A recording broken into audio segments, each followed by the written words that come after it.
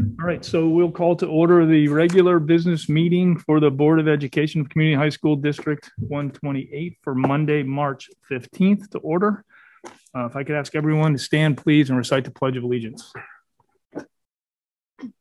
Allegiance to the flag of the United States of America and to the republic for which it stands, one nation, under God, indivisible, with liberty and justice for all.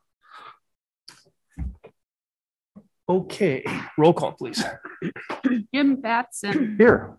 Don Carmichael. Here. Pat Rudy. Here. Lisa Hessel.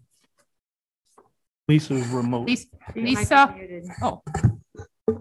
Lisa, you're Lisa. muted. Can you hear us? Lisa You're muted. Hessel. Can Lisa hear us? Lisa. Can anyone hear us? Lisa, you're on mute. I don't think she can hear us. Quinn, can you hear us? Or else in our text. Paul, you can hear us? Okay. I can hear you. Said she has no audio, so we need to fix that. Oh. She says she has no audio. All right, hang on a second. Let's tell her to log in again. Yes, we can wait. Did you text her, Pat? Yeah, I just texted her. Can you hear us now, Lisa?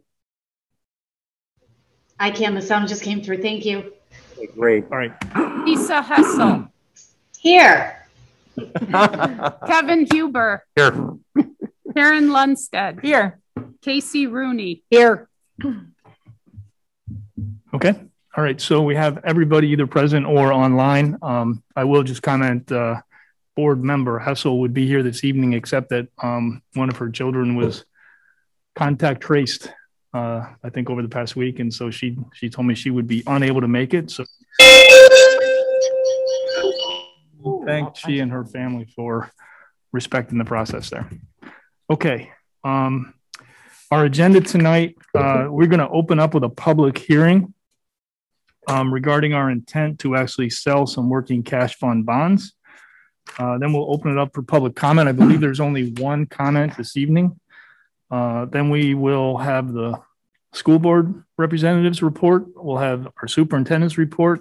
We'll approve the consent vote agenda, which we have reviewed last week, and then have brief updates from program and personnel, facilities and finance, and anything from ISB, Jim? No, not tonight. Okay, CEDAW? Yeah.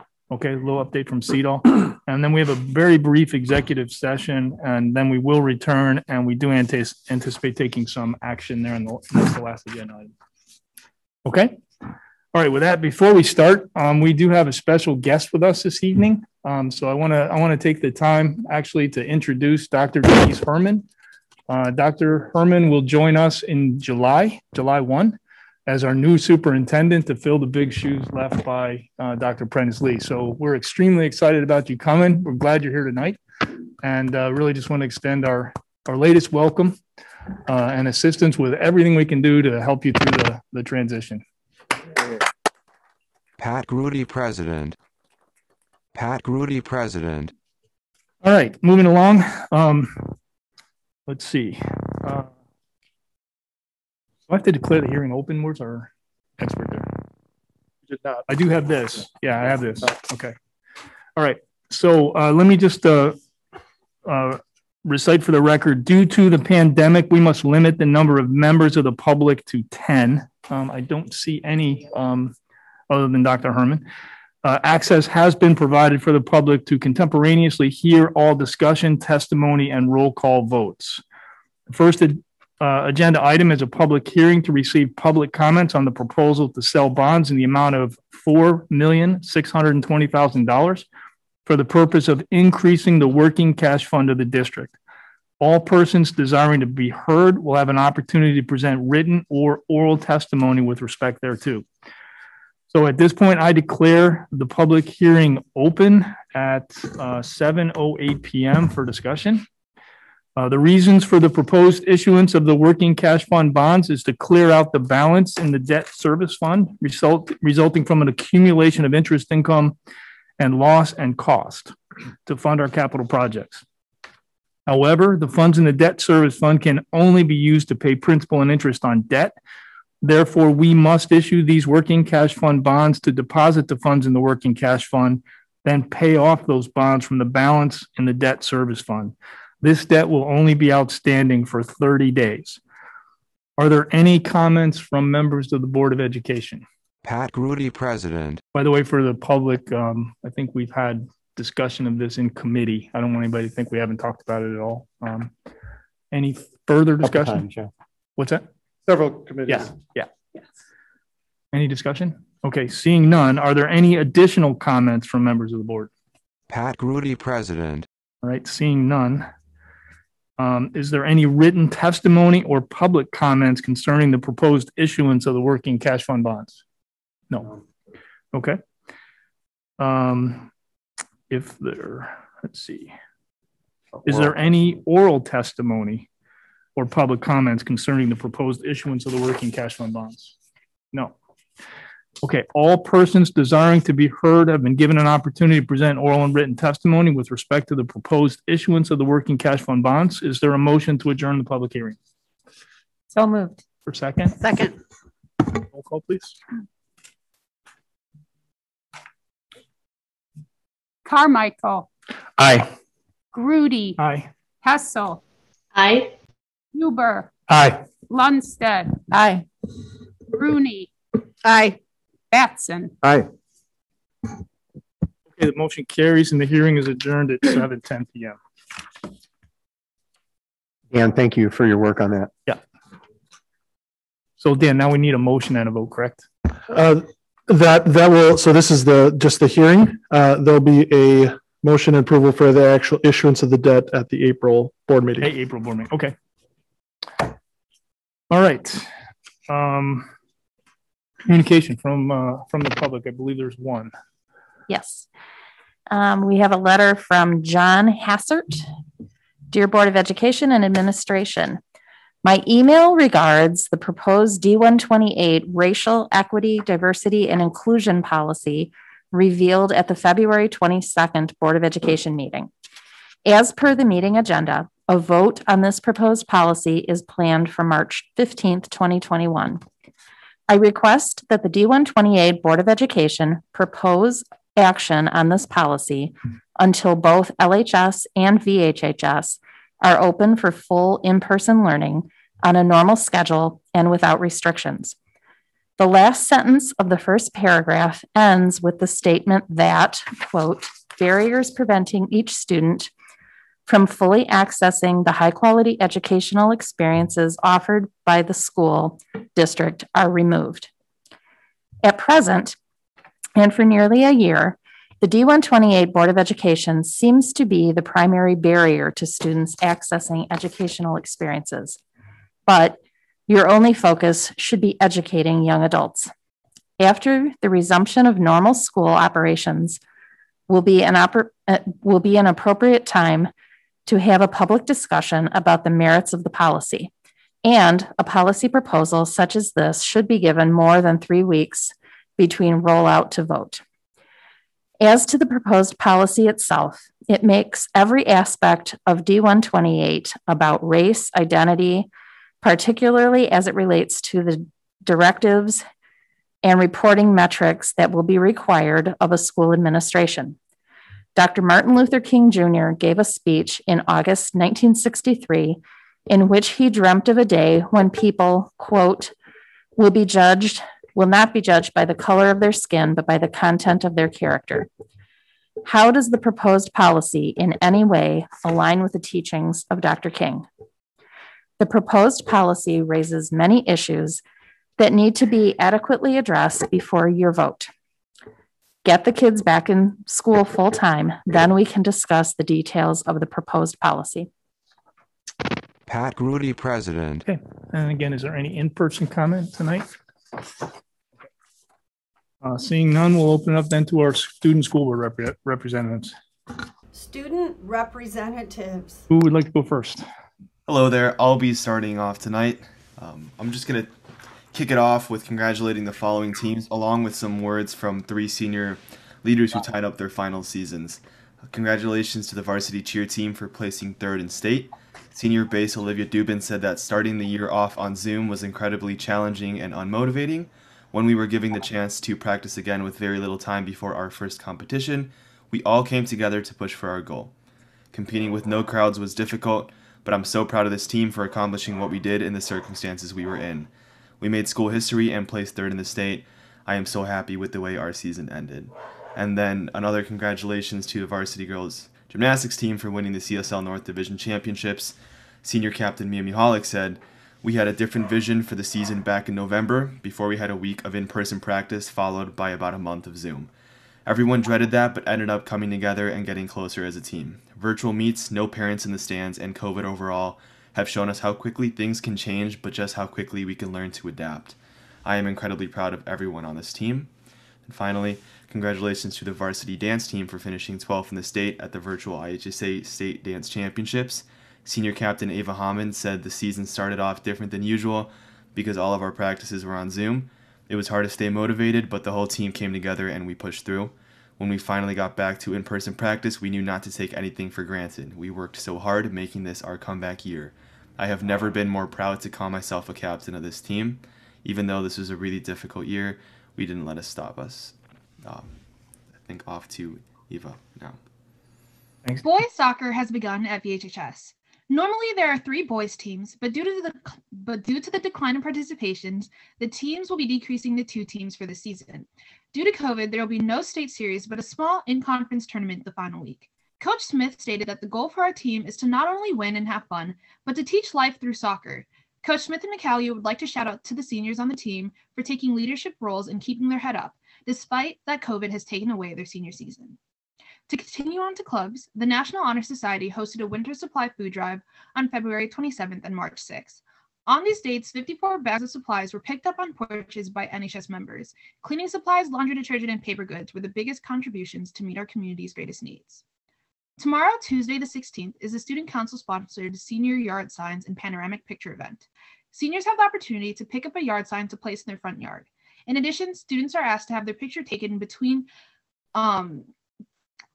classes tomorrow, because every year VHHS takes a panoramic picture of the graduating class. Now on to Kayla.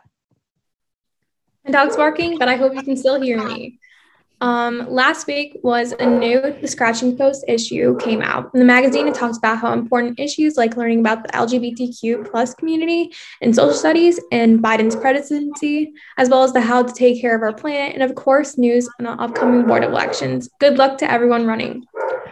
VH2O, or Vernon Hills Environmental Club, is planning on having an Earth Month or an Earth couple of weeks. The Environment Club plans to have a guest speaker, Lucy Biggers, who works for Now This News and focuses on sustainability and the climate crisis. The club will have a different theme every week of environmental classes and will ask trivia to go along with the theme. There will be prizes. The Environmental Club is also part of the Daring Initiative and will educate students on how living sustainably is good for your well-being. Congratulations to the VHS math team who finished first in the wing division of our North Suburban Math League, NSML, for the 2021 season. Rahul Gupta wrote a perfect paper to help the skiers complete the come from behind victory in the final meet of the year last Thursday. FBLA, sorry, can you still hear me? Sure. Okay. 2 students won seats for the FBLA Northern Area Officer Team. President David Munn, Treasurer I'm not sure how to pronounce it. Science Olympiad varsity placed second at the regional. We'll be moving on to state this April. Our JV teams placed second and third at regional. And that concludes the student board report. Thank you for listening so far. Student representatives. So on to LHS, I'm going to start off with the poll that we took on our Instagram account of students. For hybrid learners, around 76% of hybrid learners said that hybrid was going well and they like it. And then 24% said it's not for them. Overall feelings about COVID testing are pretty good. And then these comments were made from different students. They were just questions or like concerns about the end of the year. Someone said, if we test positive or are deemed close contact, will we still be able to take in-person AP tests at the end of the year? Another person said, sports are not being held to the same standards as other clubs are. When not on the field, players don't wear masks while act and theater can't even be close to each other. Someone had a question about seniors not being able to have their parents at graduation. And then lastly, someone said going full day will cause me and hybrid to drop to e-school, which is unfair. So for fine arts, band, we're preparing to release our winter concert cycle after spring break. We're recording all 4 concert bands and also both jazz bands during our in-person time throughout these few weeks leading up to spring break. And these videos will be publicly released to replace a usual live concert performance. And we will be dressed up in our videos, and also e-learners are included in this by doing online recordings, and we're making video recordings of ourselves. And as someone in band, I can say for all of us that we really miss like our live performances. I just really hope we can continue next year, because I think it's really important for performers to be able to perform for a live audience. And it's nowhere like near the same if it's just recording. This week, Marching Wildcats will be taking over the field again since October of 2019. The first rehearsal will be on Wednesday, either outdoors or in the fine arts wing, based on the weather. And Pit Orchestra finished recording their pieces for the musical in late February. And they had around 10 rehearsals in total, but these rehearsals were very demanding and not to be taken lightly. They practiced 2 hours every rehearsal twice a week, and also with 2 recording sessions at the end, making some rehearsals up to 4 hours long. So they started rehearsing in late January with a very short period of time to put together a performance like this, and just a soundtrack for the musical. And these musicians are very amazing, and they put in a lot of effort to sound ready in such a short period of time. And it's not easy to do at all. And then I would just like to for their efforts and congratulate them on their accomplishments. And that's it for fine arts. Marilyn, can I ask one quick question? How many respondents were in your survey? Student representatives. Roughly? I'm not sure. I think Amal has access. I don't have Instagram right now on my phone. Okay, no, that's fine. It was kind of small. It was like mid-60s. So it was, but for Instagram, people who follow us, it was most of our followers. Okay, thanks. All right, I can take over from here. So spring sports have now started, and most teams have finished tryouts. So student athletes are beginning practices and starting to exempt from gym. I can say firsthand from what I've seen that players and coaches are doing a tremendous job of executing athletics in a safe environment. Players and coaches have masks on the entire time. And again, as an athlete, I can't thank the board, and I just say enough for allowing sports to return. However, I do have an issue with how COVID exposure is being handled in sports right now. For example, on the first day of tryouts, 1 soccer player tested positive. The whole team was labeled close contacts, and everyone who attended the tryout was forced into a full quarantine. Labeling every player a close contact is just not accurate. According to the CDC, a close contact is being within 6 feet of an infected person for 15 minutes or more, and that doesn't really happen in soccer, or a medium sport that trains outdoors with masks. I'm not sure what the correct solution to handle this should have been, but I do not believe it was handled properly, and as a player, it's kind of frustrating. I understand the decision was not made by Libertyville High School, and I believe it was by the Lake County Health Board. I'm just also a little bit confused with the lack of consistency because, for example, I had a classmate test positive who was sitting 1 desk away from me inside, and I did not have to quarantine for that. But when a player on my team who was half a football field away from me the entire practice tested positive outdoors, I did have to quarantine for that. Additionally, I just hope this can change so other sports don't have to experience an entire team shutdown in the future. Winter sports are now wrapped up at LHS, and we had some notable accomplishments.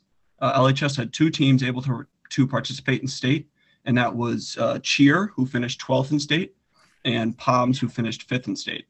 Girls bowling were NSC champs, and girls and boys basketball both won the conference tournament. And a special congrats to senior Lauren Huber, who recently passed 1,000 career points for girls basketball.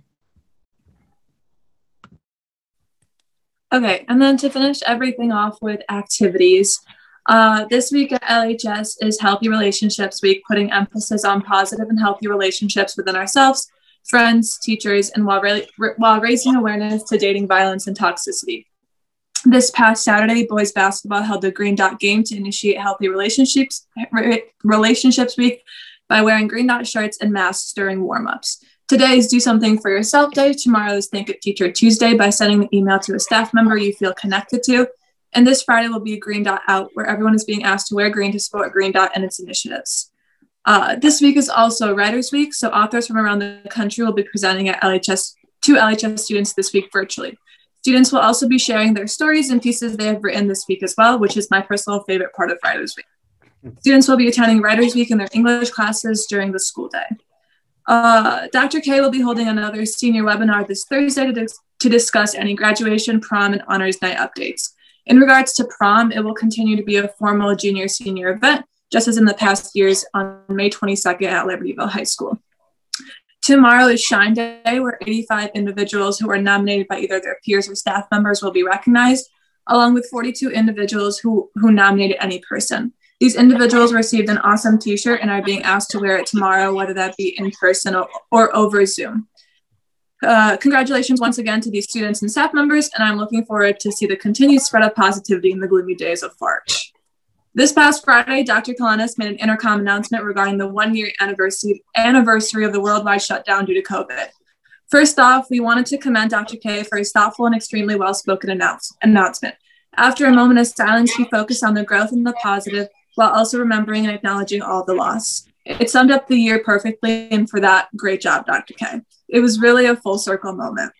After his announcement, a Google form was sent to all students and families in which they can submit names of an essential worker or someone who has lost their life due to COVID-19, and so that they can be honored throughout the month of April at LHS. Finally, Science Olympiad has qualified for state this year, so congratulations to all participants and good luck at state. And that's it for LHS and VHHS this month. Okay, thanks a lot, everybody, for a great update. Superintendent's report. Okay, thank you, Pat, and good evening to everyone. I think the additional good news that I'll share tonight is an indication that we continue to move toward normalcy, because I have 3 pages of good news tonight. And it's all about student activities. So along with the athletic news and some of the other information that the students shared tonight, it's really exciting. So the VHH math team won the Wang division of the North Suburban Math League for 2021. The following students wrote perfect papers this year: freshman Karen Kai, Kandarp Badia, junior Krish Asher, and senior Rahul Gupta. This year's top scores at each grade level were freshman Karen Kai, sophomore Jeremy Brahms, junior Josh Kalinowski, and senior Rahul Gupta. The team is coached by Jessica Chapman, Allison Chiora, Abby Gutzmer, Alex Joe, and Steve Corney. Next up for the Cougars is the ICTM regional competition taking place virtually today through Wednesday, March 17th. LHS senior Sarah Dowden recently qualified for nationals in the Lincoln Douglas Debate Tournament. She represented LHS last weekend at the IHSA Varsity State Debate Tournament, competing in the Lincoln Douglas division. The VHHS Junior State of America team recently participated in the Virtual Winter Congress Convention, which is a national event where the Midwest JSA combines with other regions to form a mock Congress where bills are proposed, debated, and voted on. There are also activism events and fun debates. VHHS's very own Anjali Parande and Xander Schwartz are the governor and lieutenant governor, respectively, of the Midwest JSA. They collaborated with student leaders from 2 other regions to put together the entire convention all through Zoom. VHHS JSA seniors Aaron Kim and Philip Glenn each won Best Speaker Awards, and junior Brandon Newman declared his candidacy for lieutenant governor for the next school year. The JSA advisors are Tony Isabelli, Sean Woody, and Wendy Meister-Luria. LHS senior Cade Apton was accepted as a panelist for the Illinois Science and Technology 3rd Annual Student Research Showcase. The showcase is a celebration of inquiry and student-mentor collaboration on ISTI's Mentor Matching Engine, or MME, an online collaboration tool that links students and mentors anytime, anywhere. More than 50 students from across the state applied for the showcase, with 5 being chosen to present at the showcase via Zoom on March 18th. Cade is a student in AP Research, the 2nd course in the AP Capstone program, taught by Christopher Thomas. The course requires students to deeply explore an academic topic, problem, issue, or idea of interest. Cade has chosen to explore prison education in Illinois. This academic year, he has designed, planned, and implemented an original qualitative investigation and analysis to address a specific research question. His study will culminate in an academic paper of 4,000 to 5,000 words, along with a presentation and an oral defense. His project is titled Permanent Education, a qualitative examination of post-secondary correctional education in Illinois. As a panelist for the showcase, Cade will offer a 5-minute presentation of his research study, as well as discuss his progress in a Q&A. LHS math team members, Nikhil Patel and Liam Tucker, qualified for the American Invitational Mathematics Examination, or AIM, by placing in the top 5% of all competitors worldwide on the American Mathematics Competition, which was held at LHS on Friday, on February 4th. They competed in the AIM on March 10th. Also in math news, freshman George Liu won the Fresh Soft Division of the AMC contest. Members of the District 128 Storm Special Olympics team recently competed in the area snowshoe competition at Bartlett Hills Golf Club. Our athletes made us proud, overcoming difficult course conditions and an adapted event schedule from what we are used to, and registered some very impressive results. Athletes received the following honors: Hannah Kreitch in 50-meter run, second place; 100-meter run, first place; Eric Eitel, 50-meter run, first place; 200-meter run, second place; Chase Miller, 50-meter run, fourth place; 100-meter run, third place; Haley Dunbar, 50-meter run, second place; 100-meter run, first place; Albina Gisa, 50-meter run, first place; 100-meter run, first place; Xavier Granados, 50-meter run, third place; 200-meter run, first place; Daniel Granados, 50-meter run, first place; second-meter run, 200-meter run, first place; Noah Hewitt, 100-meter run, fourth place; 200-meter run, first place. So congratulations, as always, to our Storm athletes. VHHS juniors, Sarah Agafanoa Nova and Sophia Kim were selected as semifinalists for the 2020 Anti-Defamation League's First Amendment Art Contest.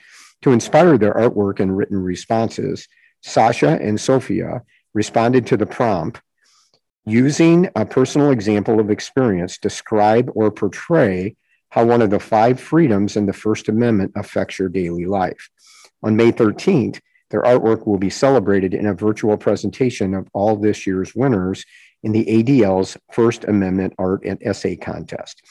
4 LHS student artists participated in the IHSAE's Senior Scholarship Exhibition by submitting portfolios of their work for scholarship opportunities from art schools and universities throughout the United States.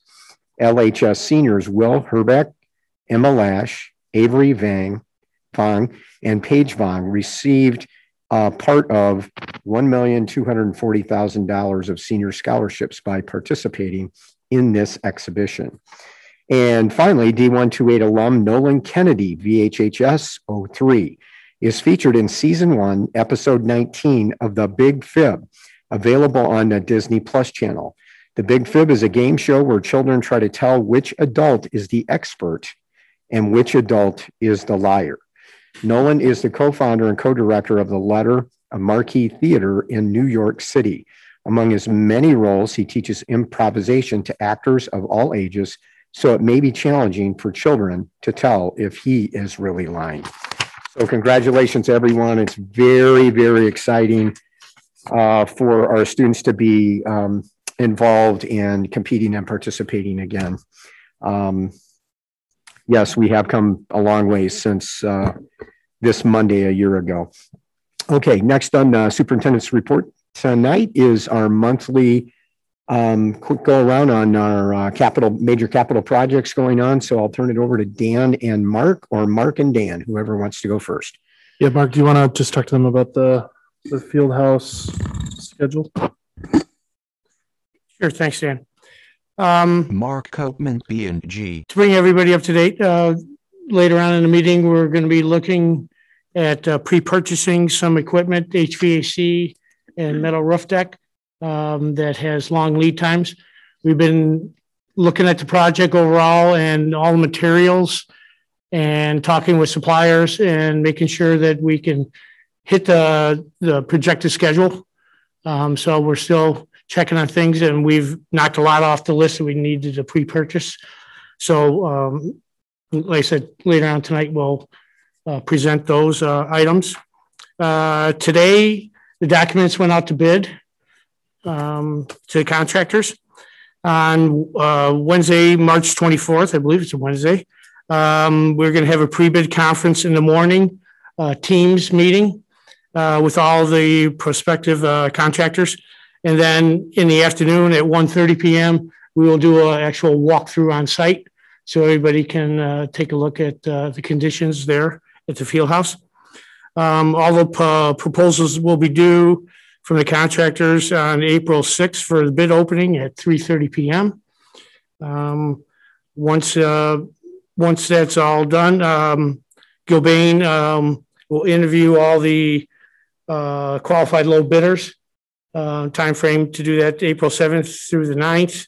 And then we will bring a recommendation to the board on April 12th at our special meeting. And in terms of the overall project cost, Gilbane's kind of been working on stuff, and so they think the cost has come down in the project. So we were kind of about 8 million. They think we're closer to about 7.5 right now. As they're, as you get closer in design, you get a better idea of what it is, and also get to see some interest in contractors as well. So that's positive news. Good. Yeah, we have a lot of contractors that are looking for work, so it's going to be very competitive. So we're hopeful it's going to be competitive. Daniel Stanley Business. So that's all we have on the Fieldhouse side, other than when we get to the equipment and the F&F portion. Okay. And then on the Vernon Hills, they're still in the punch list, but as you'll see, we'll slowly start to close out some of these contracts as punch list stuff gets done, but it'll probably take a while, like the LHS pool did, but hopefully not quite as long. So yeah, we're working around the school schedule, so we're only bringing contractors in on Wednesdays when the students aren't in the school. So we're scheduling, along that time frame. So it's because we don't want any classroom interruption. Okay.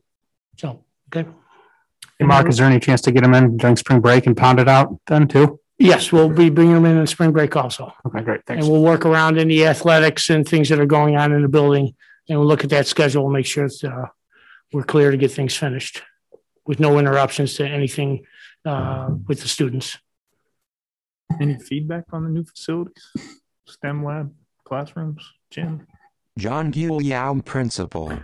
You say it again? Just any feedback on, the new space? Is it working out? Well, the feedback is awesome. I will say we certainly have started to put the West Gym to good use. Competitions going there, a really beautiful spot. You saw that we dedicated that space to our senior class, and it's just a really nice space. Our dance facility, our dancers, both Orchesis, our dance team that just finished 12th in state, as well as our dance classes, are in love with our dance facility. So, kudos to those that designed it and also, finished it off. It's really a phenomenal spot. The cafeteria, of course, we're feeling a bit underused right now.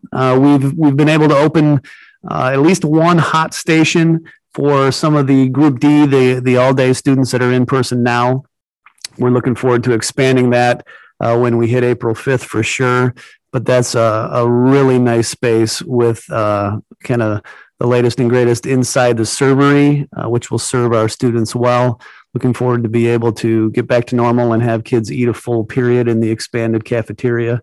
So that's great. And then the classrooms in the STEM lab, if you had a chance to see that STEM lab, it is as nice a facility for an instructional area as I've seen. And we visited several schools that had similar STEM labs and kind of picked off the best of what they had. And when we designed that thing and the way that it came out is just fantastic. We have several classes in there now. Again, with us being only at somewhere around 30% of our students in for half days, so 16 at a time, those labs probably aren't getting the full use yet, but we're encouraged that when they will, we're going to have a really neat space for those kids to do some great things. So thanks very much. Yeah, great feedback from our staff and kids. Great, thanks, John. And just as John, that's actually a great teaser because we were going to try and do a tour the last time we were together, and the evening didn't allow us to get there. The hours was getting late. So hopefully at the April committee meeting, we'll be able to do something before the committee meeting, so the board will actually get to see in person what you've been so gracious with me and walking around and showing me the facilities that we've worked on. It's really incredible.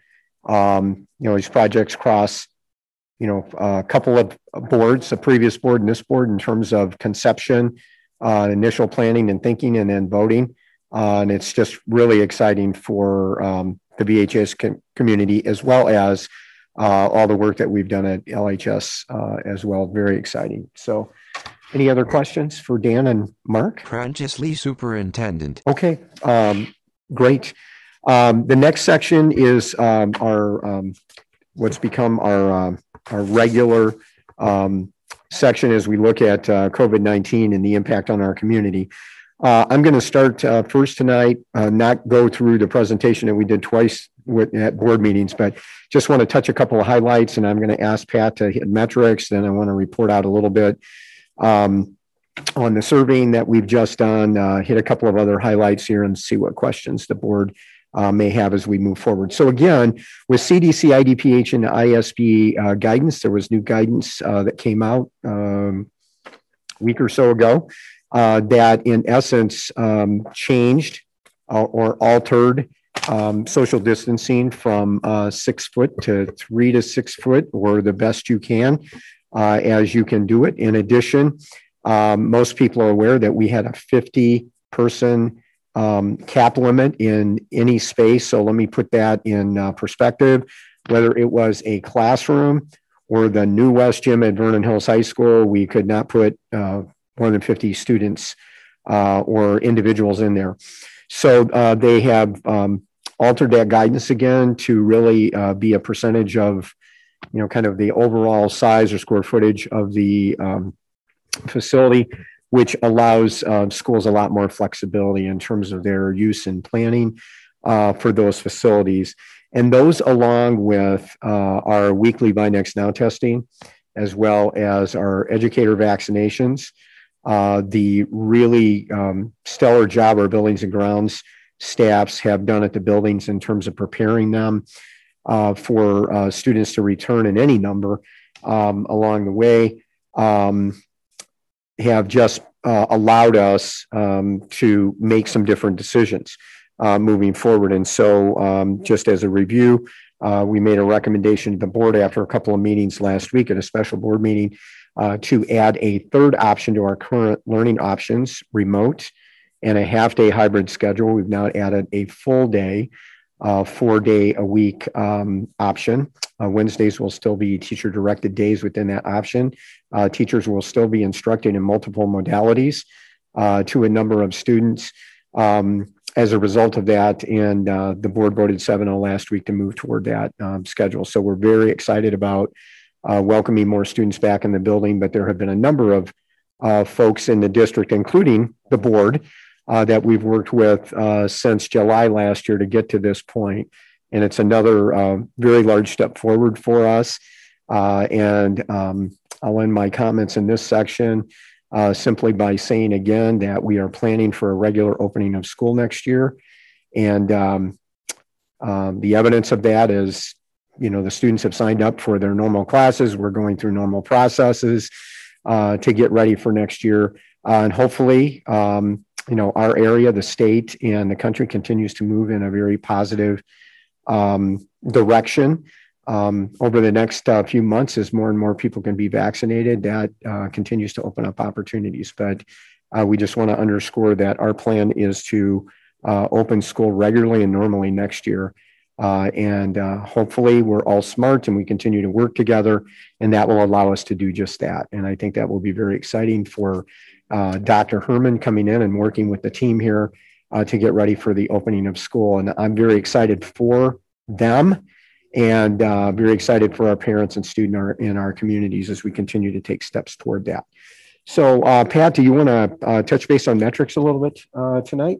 The only thing I'll just mention the latest data from today. And again, these are from the Northwestern website, and I'll acknowledge there's a disconnect between some of the Lake County data and the Northwestern data. And I don't know whether that means the Northwestern data is overstating it or the Lake County data is understating it, but it's clear the databases are really not completely in sync. In any event, and that disconnects into case rate. All right. So the Lake County data shows a case rate in Libertyville, for example, of about 118 latest day. And then the Northwestern website shows it slightly over 200.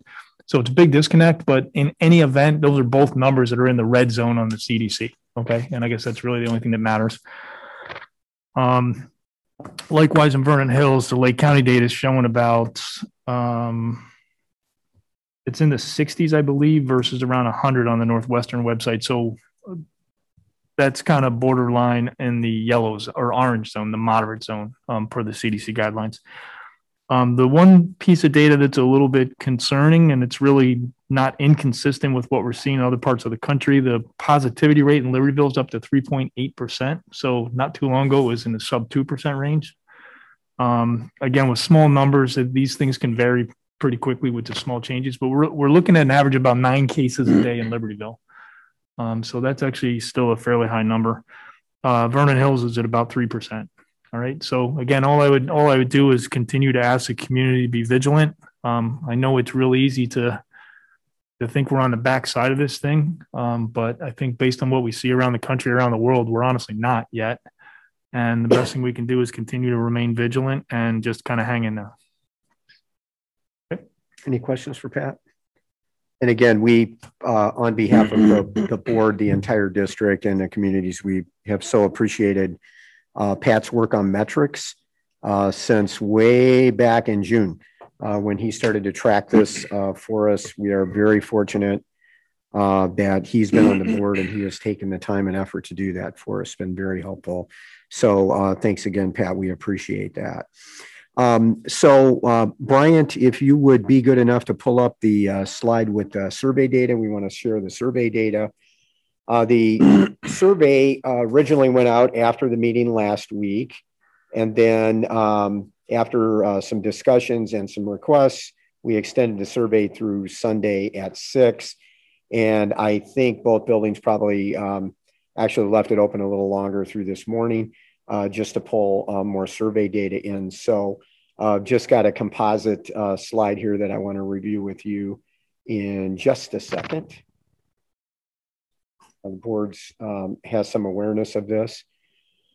Okay, so we'll start with Libertyville. So again, the percentage number is divided by the enrollment of the school. If we just use the number of respondents on the survey and we don't get to 100%, then the number's a little misleading. So here's the final data as crunched by our dynamic data duo of Ole Stevens and Andy Young. So combined data. Tom, are we missing something? I was just asking if Bryant wanted to minimize his. Oh, okay, sure. Just get more of Wait the. just a second. That's not me. Table. It's not him. Oh, That's I think you could at least see the end there. Okay, sorry, Tom. Right. Sorry. Okay, so here's the survey data. So at Libertyville, opting for all day in person, about 44% of the students, again, rounded up or rounded down, based on where the break in the numbers won. Hybrid in person, 28%, and remote learning, 28%. So as a note, 72% of LHS learners will attend all or part of school in an in-person model. And basically you just take, the 44% all day plus the 28 half day hybrid and put that together, and that's 72%. So at Vernon Hills, 29% of the parents selected all day in person, hybrid in person, and 56% selected remote learning. And at Vernon Hills, 44% of VHHS learners will attend all or part of an in-school or an in-person model during the day. And again, just 29 plus 15 is 44. moving forward. So that gives us a snapshot of what the data looks like and how the students will be coming to us, and we'll be working with them, come April 5th. If I would say Tom and John, so if a parent contacted you tomorrow and said, oh, I'm in hybrid, but now I think I want to go to all day, or I'm in remote, but now I want to go hybrid in person, we'd process that conversation. We'd look at the numbers, in the building, and then we'd go forward from there. So the design is this gives us a place to start. And it's clear that there's obviously an interest in the all-day in-person option, and there continues to be an interest in hybrid and remote learning as well. So let me make one note here from the Lake County Superintendent's conversation with Carmen Ayala a week ago. And Dr. Ayala, we were talking about remote learning with her. And as most people may have forgotten, but school districts are actually required to have a remote option this year under the guidance from the state while we're in the pandemic. But next year, her view is that there will still be remote learning as an option, but there will be criteria that students would have to meet to be able to go into remote learning next year. Could be things like still some extended medical issues in the family or something like that. And I think we would all say, and I think Denise would agree with this, after teachers have worked a year in remote learning, done additional training, being able to test drive it, and they've really gotten good at it, that remote learning is probably going to have some place in the American high school moving beyond the pandemic. I think that is certain as schools continue to plan for the future. So that's what it looks like. And again, the plan will be when we come back from spring break, students will continue in either the hybrid half day or the remote, their current choice. And then on April 5th, we will shift to begin to bring students in all day. And basically what that looks like is, a student Monday would go periods 1, 2.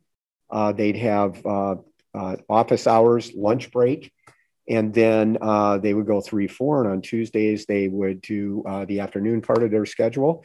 Wednesdays, again, teacher directed day. And then Thursday and Friday, they would essentially repeat Monday and Tuesday. Tom and John and their teams are planning for lunches. Although we didn't share that data tonight, we've also surveyed parents on lunches, and both campuses had different driving questions that they had to ask for students that are old enough to drive, and then transportation. So we have that data. We're already working on those things. Tom and John are working on their lunch periods to be able to socially distance students.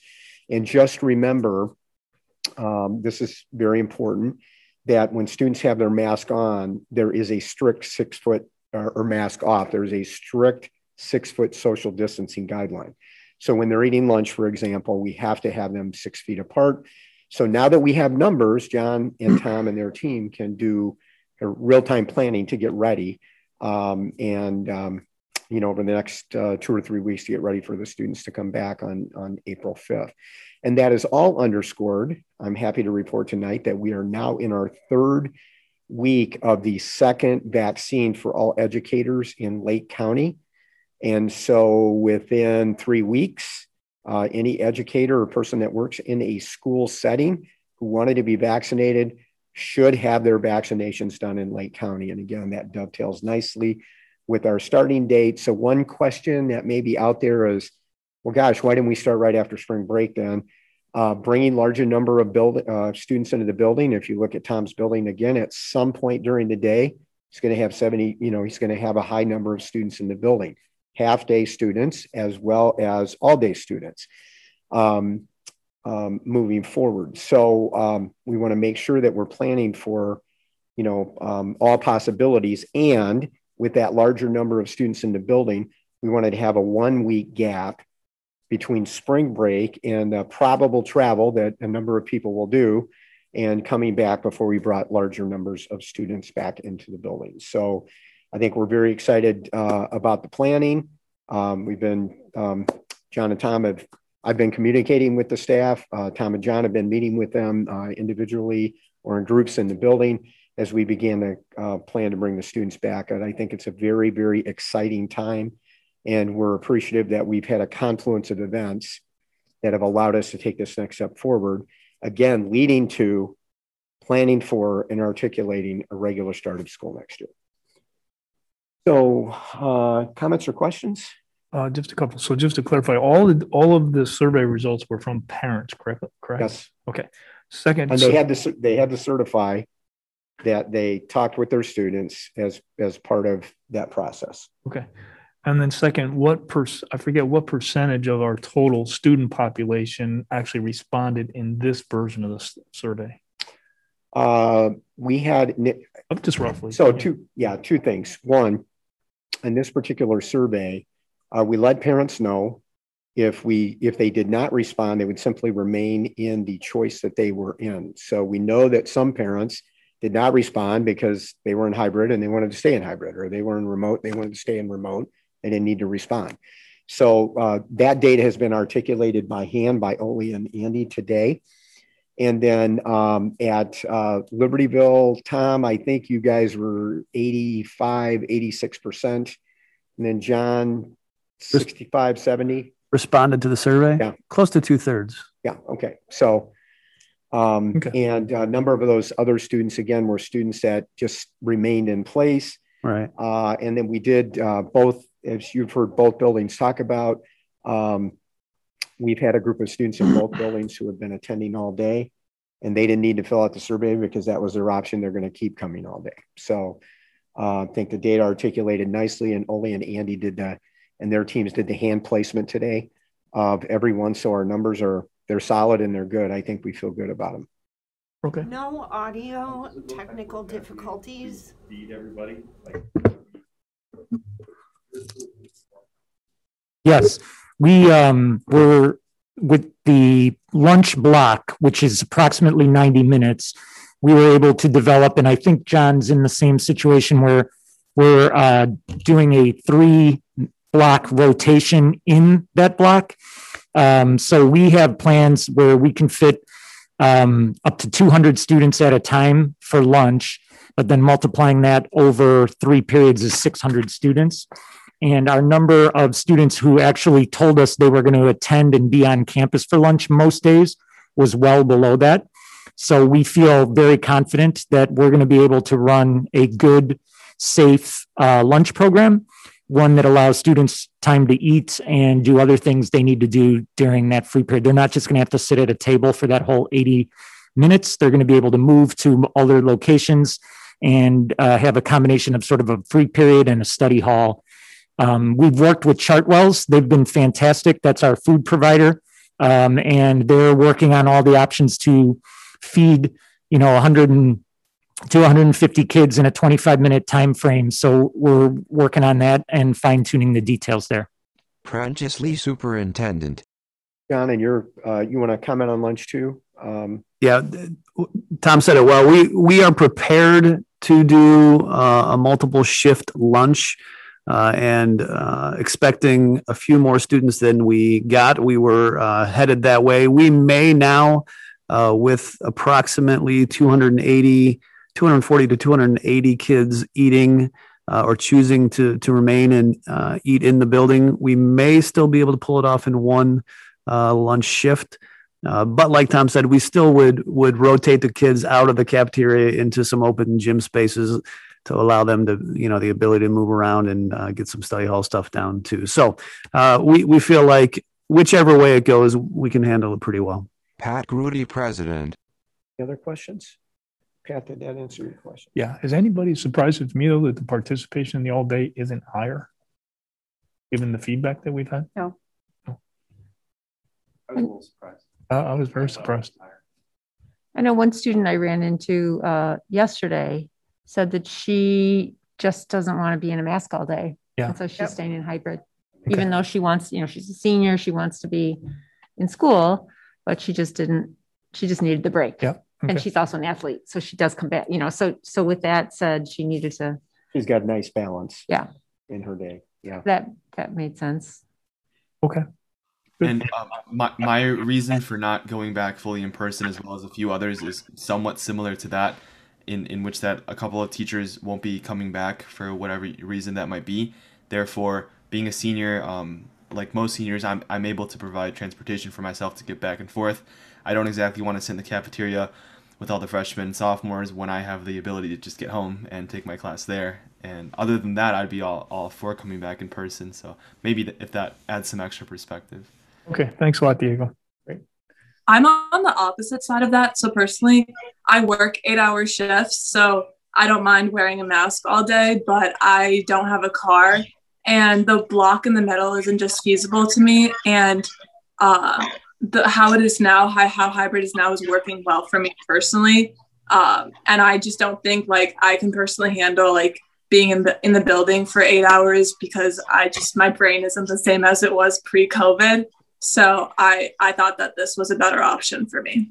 Pat Grudy, President. Honest responses. I've had that conversation with my kids and told them they're all going to have a big adjustment when they have to go back to the office 5 days a week. Aren't we all? Yeah, we all are. Well, I think again, it as I mentioned earlier, it underscores that, we have 3 choices, and those 3 choices fit, our communities well. And so it's good that we have those at this point.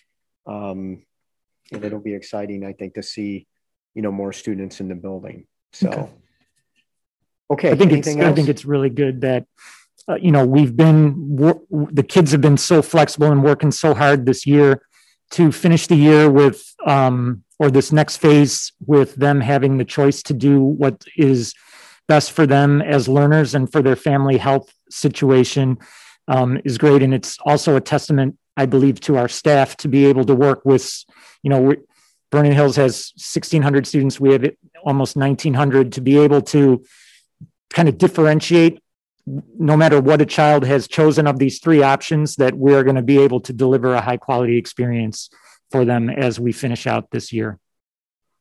Great. Thanks, Tom. Yeah. And Tom, that's a really good point. I think we would all say that, there's been continued growth over the year. There's no, as I think John pointed out before, there's no, absolute perfect model for 100% of the students, at any given time, whether it's all in person or it's a mix of things like we're doing right now.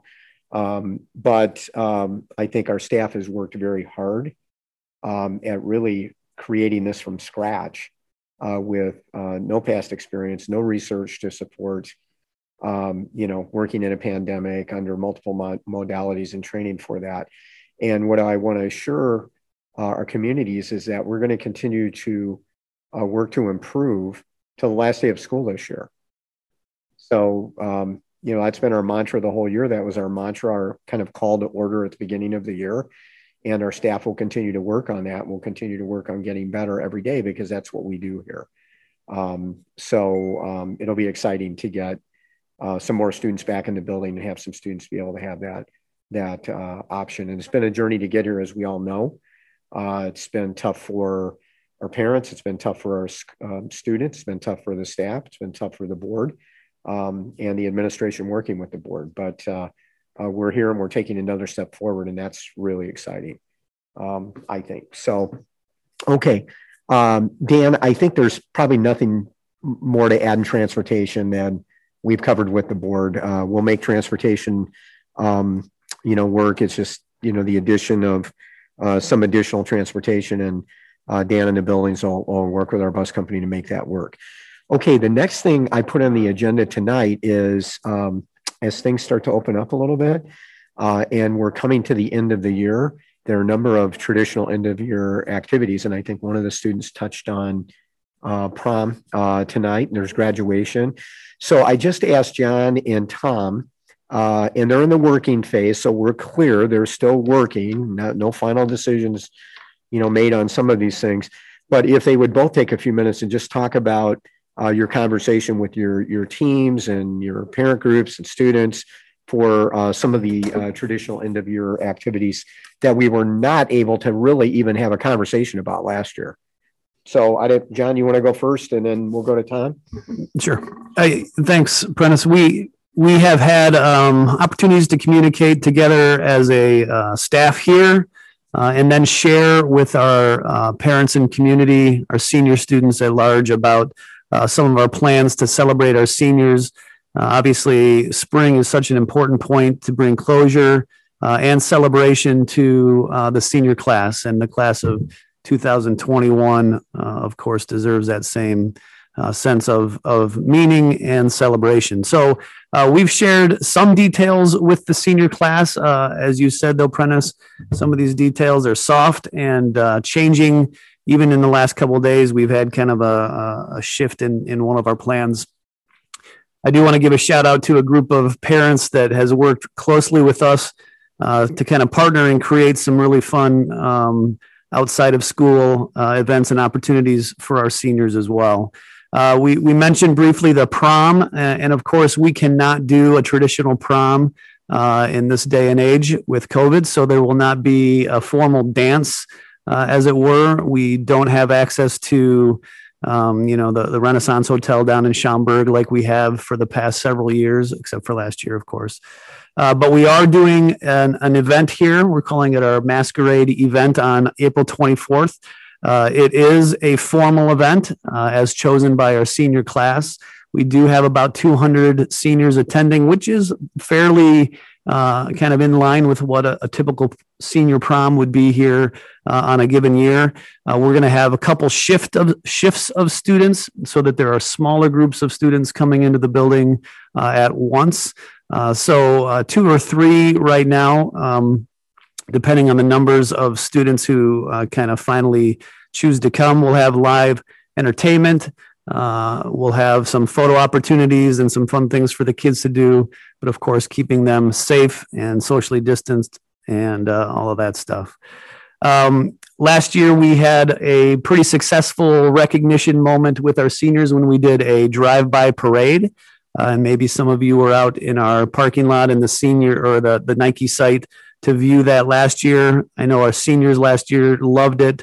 The parents of our seniors last year as well, and so did our staff. And so we are going to recreate that for this year's senior class. We'll do it again here on our campus, working with the police and our neighbors in the business parkway to make that happen. In order to have that happen, we are going to do it on a Sunday. So right now we've announced that date as May 16, and we will be honoring those kids with a parade. That was also going to be the same day that we did something to honor the kids who have earned scholarships and awards. We have, of course, hundreds of kids every year that apply for local scholarships, national scholarships, and also awards through the school, awards and scholarships through the school, and normally have a really meaningful full school assembly during the day in the spring, close to graduation. Of course, we won't have the opportunity to do a full school assembly, but we were going to tie it to this parade. However, this is one of the things that has kind of changed now as the guidance has changed and we're allowing more individuals into our closed spaces. So we are considering a date and an opportunity to bring in those students who are earning awards and do an awards ceremony here at school. Some of those details still to be decided. And then finally, graduation. We had announced to our seniors and their parents that we were pushing towards moving off of our Thursday, May 27th date and pushing to Sunday, May 30th.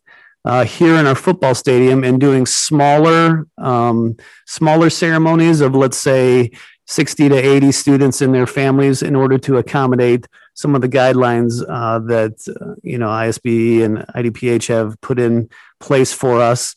But again, that has opened up a bit for us. So we feel now that we have the opportunity to put all of our graduates on the football field at one time, spreading their chairs out, getting all of them onto the football field, and then inviting parents and guardians at smaller numbers, probably not as many as they would in years past. Normally we would have, a student would have 5 tickets for graduation. We'll probably have to have something smaller than that. But still, because we can go 20% of our attendance capacity in our football field, not including the participants on the field, we should be able to get a good size of guests to watch a full class graduation. So, like I said, we had announced that to be on Sunday, May 30th. We're thinking now about moving back towards the original graduation date, which is Thursday, May 27th. More details to come. We're still hashing through with our teams about logistics on that, but excited about the opportunity to get all of our seniors together and celebrate them at one time, and just praying for good weather. So, yes, let's do, John. Tom? Yes, very similar to Vernon Hills, except I think it's important to know that this senior class is very special to me because I am a senior. I came in as a freshman with them. And so all of these celebrations are going to be even double in size because they're about me as well. And I get to participate. So you're not graduating, right? Well, I don't think I'll make it quite. I think I've got a few credit deficiencies. I can say you're not leaving before I go, and I can speak for Denise and say Yes. you're not leaving until she goes. So, okay, so. Correct. But to be clear, this is your senior year. Yes, that's what I'm saying. It is my senior year. So these guys, we have a whole, so we're doing all of the things John mentioned. We're doing during 1 week. It's our senior week this year. Never done this before, but May 22nd will be our prom, and it'll be juniors and seniors. That's a Saturday night. It'll be on our campus, very much like John described. The student council did a big survey. The kids want to be in formal attire, and we have a number of different activities for them to do on campus that evening that will be safe and following guidelines, but still enable the kids to come together and have a really nice event. On May 27th, on Thursday night, that is our graduation. It'll be on our stadium field under the lights. We are definitely holding out hope that, like John said, we can get parents to attend. I know Prentice is very close with Carmen Ayala, the state superintendent, so I have every confidence that Dr. Lee will, twist some arms and make sure that we can do our best to get our parents in attendance on those events. Right now, our stadium capacity, as John said, is 20%. Worst case scenario, I think we can set our stadium capacity at 52,000, and that should get us the 20% we need. Tom, you did say, I think you told me earlier today that you struggle in math in school, right? I did. Yeah. So if you put me out there counting, the number may come back at 52,000 capacity. Just don't tell the fire marshal. We will have our parents, we have a tradition in Libertyville. Our senior parents have always been really wonderful in planning a grad party for our students. And we are in discussions about that with some of our senior parents. So I don't want to give any details away yet because there's a lot of things in flux, but we're very optimistic that we will have our grad party like potentially on the evening of graduation following the ceremony. And we will do our drive-by parade similar.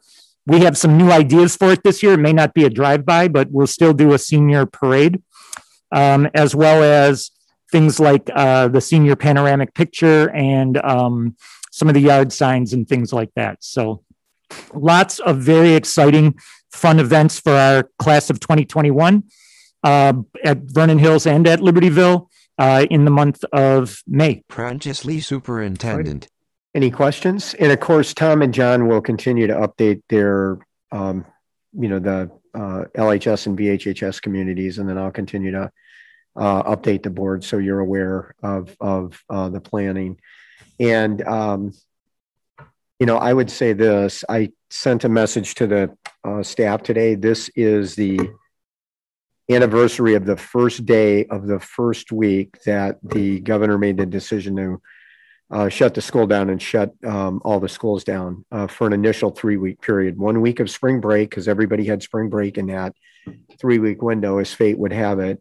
And then 2 additional weeks kind of on the state to get ready for remote learning. And little did any of us know back then that would need to be expanded and expanded and expanded again over the course of the year. But when you think about some of the conversations we're having tonight and where we were this time last year, it's profound. Mm-hmm. And it's again, not perfect, not what everybody wanted by any means in our community or any school community across the state and probably the country. But it's been a journey. And in a little less than, we started back in hybrid on January 19th again. And in a couple months, we have an option for students to be back in school. So, I think we've taken some measured steps forward over a long period of time. And it's just exciting again to hear the kids back doing things and with their peers and working with staff, and then planning for some of the penultimate activities at the end of the year, none of which we were able to do last year. So again, very exciting. So Tom and John, thank you for your work at the buildings with your teams. Very exciting stuff. So Dan, anything you want to add on COVID-19 expenditure tracking at this point tonight? No, these are the same numbers that were at our committee meeting just a week ago. So we moved money charging into COVID. So we'll probably hit $1 million once we, finish out with some nursing and. No audio technical difficulties. Dan, do you expect any money back from this latest stimulus bill, or when do they let you know those things? Yeah, it takes them a little bit. So I'm sorry, Dan, I don't think your microphone is on, so I know the people that are in the room can hear you, but I'm having trouble. My mic was muted.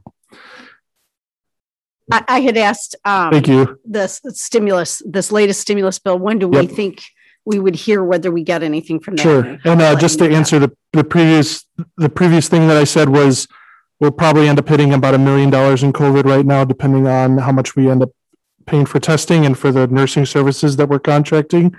That will keep adding to our costs. To answer your question, I don't know. It's a little bit difficult to tell. So for the bill that was passed in December, we are right now applying for that grant. So it takes ISB kind of a while to get things set up, to figure out all the parameters they want us to follow, and then communicate that to us, get that all stuff set up. So you can see that's taken about 3 months. Now we should get the money pretty quick once we submit the grant and get that approved. So it might be a few months before we know what we can do. The one thing we do know is this is big. This is a lot of money. This is more, I think this is more than the other packages have been. Combined. Yeah. So we don't know. One thing we have heard from the state superintendent is that 20% of the money must be spent on, I believe it's called learning loss recovery.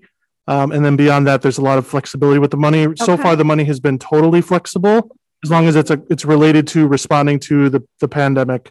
So I'm guessing it will probably be a few months. We kind of knew how much money we would get. We just didn't know like when we would get it, how do we apply for it, that kind of a thing. So they'll have to kind of work on developing that. I'm guessing it would take a few months.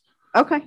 So I had read somewhere where the estimate is somewhere in the 2.3 times what the last one was. Yeah, I think they've gotten. I think this is 5.2 billion like total for. I think 5.2 billion, which is, and now they've had 8 billion total. So I'm not totally sure. It's a lot of money, for sure. So, and I apologize. I asked this question last time. I forget the answer. How much was covered so far? It's like $250,000. We've just round down. It's okay. Yeah, well, sorry, I'm not. Hold on. No audio technical difficulties. No audio technical difficulties. No, that was the spending at that point, I think.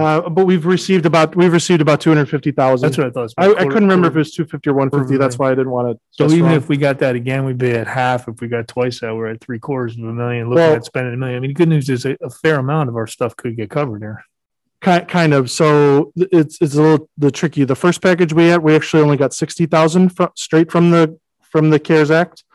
The rest of that money came from actually Lake County, giving us money, which I think was their choice to do that. I've not heard anything about the second round because maybe they're applying for it. So I don't know if there would be additional potential money from the county. So the 2 to 3X could be off the 60, not the 250 then. Excuse me, what? The 2 to 3x. If it was, as Jim said, double what we got before, we're looking at. Yeah, I don't know. The second round, the ESSER 2 money that we're applying for right now, there's about 210,000 there. Okay. So yeah, we'll see. Okay. As we get more information. Good. It's all, Thanks, Dan. it's all good. It's anything's a plus, right? That we get through that. And I know, Dan, you were really the first round, you were surprised, or maybe the Lake County piece, that we got as much as we did. And then they kept sending us more. So, yeah, and then we received that. So that's all good news. So the governmental partners are playing well in the sandbox and trying to help each other out.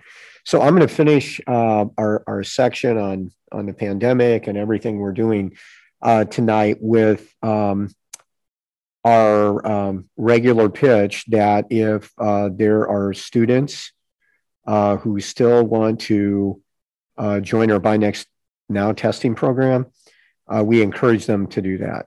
Absolutely, we'll make space for them. You can see the administrators in your building, and we will connect you to get you tested.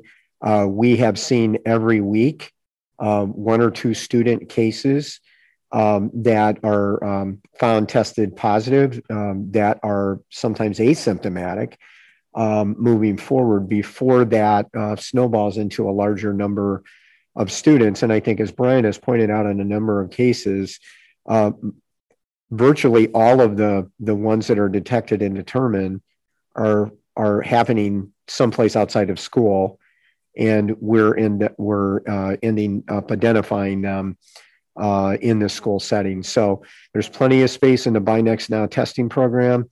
I know it's gotten a little tighter. I talked to Oli at Libertyville on Friday because of the higher number of athletes that are playing this spring. The good news is those slots are almost filled up.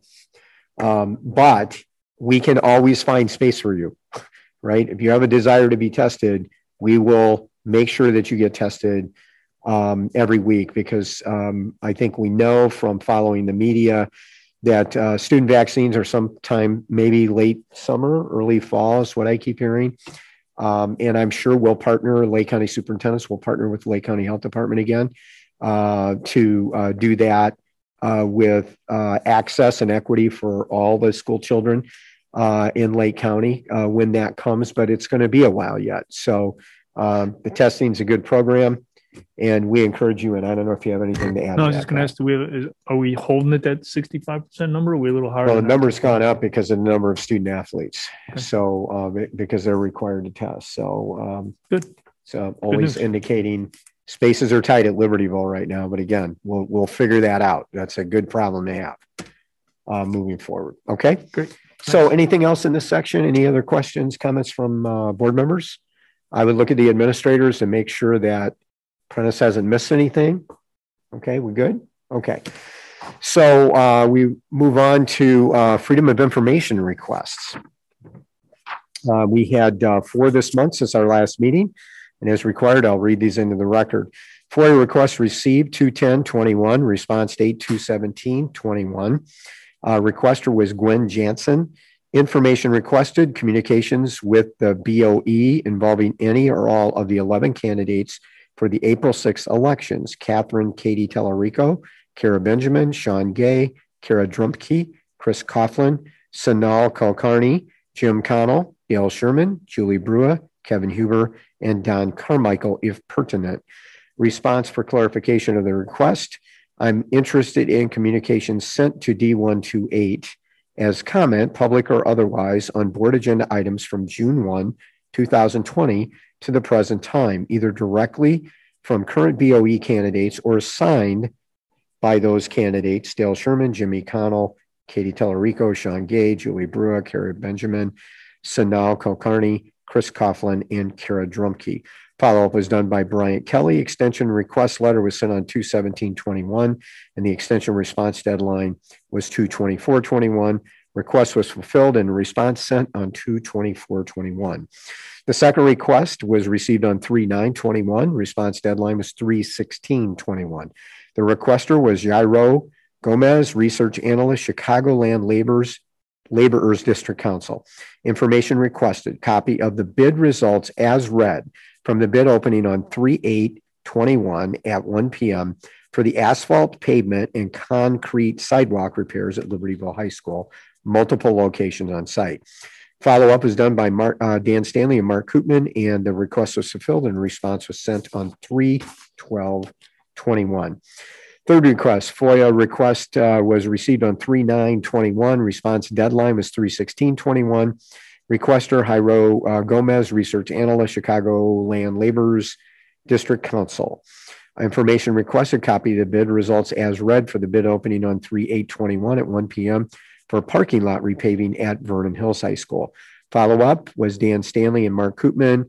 Request was fulfilled and response sent on 3/12/21. And the final request for this month was received on 3/9/21. Response deadline 3/16/21. Requester Seamus Quinn, construction analyst, Lake and McHenry counties, Indiana, Illinois, and Iowa Foundation for Fair Contracting. Information requested, copies of the bid tabulations from the asphalt, pavement, and concrete sidewalk repairs at Libertyville High School parking lot / parking lot repaving at Vernon Hills High School projects, bid out on 3/18/21. Follow-up was done by Dan Stanley and Mark Koopman, and the request was fulfilled and a response was sent on 3/12/21. And Pat, that concludes the superintendent's report. Okay, thanks very much. Next, the consent vote agenda. We reviewed this last week. So could I ask for a motion to approve the consent vote agenda as listed? So moved. Yeah, or let's just finish this. Okay, is there a second? Any further discussion? All right, roll call, please. Grudy. Aye. Hessel. Aye. Huber. Aye. Lundstedt. Aye. Rooney. Aye. Batson. Aye. Carmichael. Aye. All right, motion carries. And to students, any of you guys that need to sign off, feel free. You're welcome to stay, but if you've got other work to do, feel free to sign off. Okay, next, Program and Personnel Committee Chairperson Batson. Thank you, Dr. Grudy. First up on the agenda is the board policy. This is the second reading and adoption of policy 7:12, racial equity, diversity, and inclusion under the category of students. This is a new policy. So if we can have a motion and a second. I move to adopt board policy 712 concerning racial equity, diversity, and inclusion. Second. Okay, any comments or further discussion? This has been discussed. I'd just like to say the meetings. process was amazing. And if Rita could take just a moment to give a clear timeline about when it was presented first and then how long it took to get there and how many meetings went on, how many people were involved. Sure. Yeah, good point. Yes, I'd be happy to. Thank you. We formed a large committee to review the possibility of adopting this in February. And met multiple times over the month of February, both in large group settings and in small group settings. The number of participants were over. I'm going to look it up.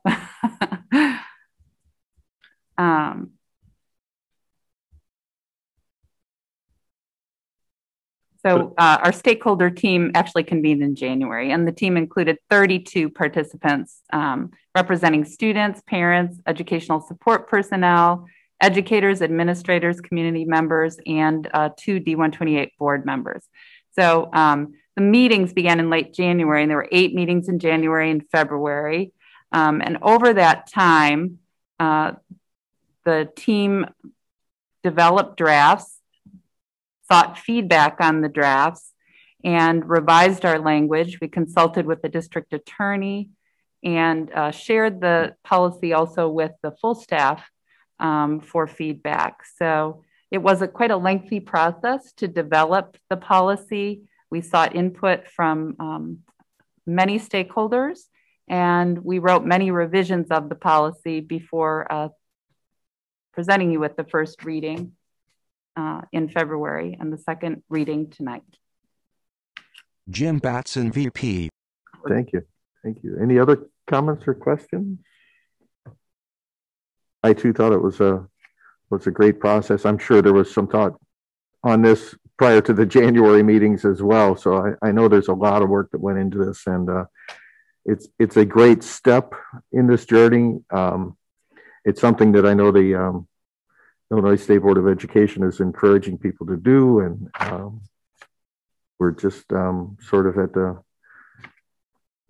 and you're right, Jim. The work to draft the policy began in January, but the underlying work that resulted in the formation of the policy has been ongoing for a couple of years in the district. Right. And it's been led really well by our equity coordinators, Amy Christian, Ann Singleton, and Tara Young.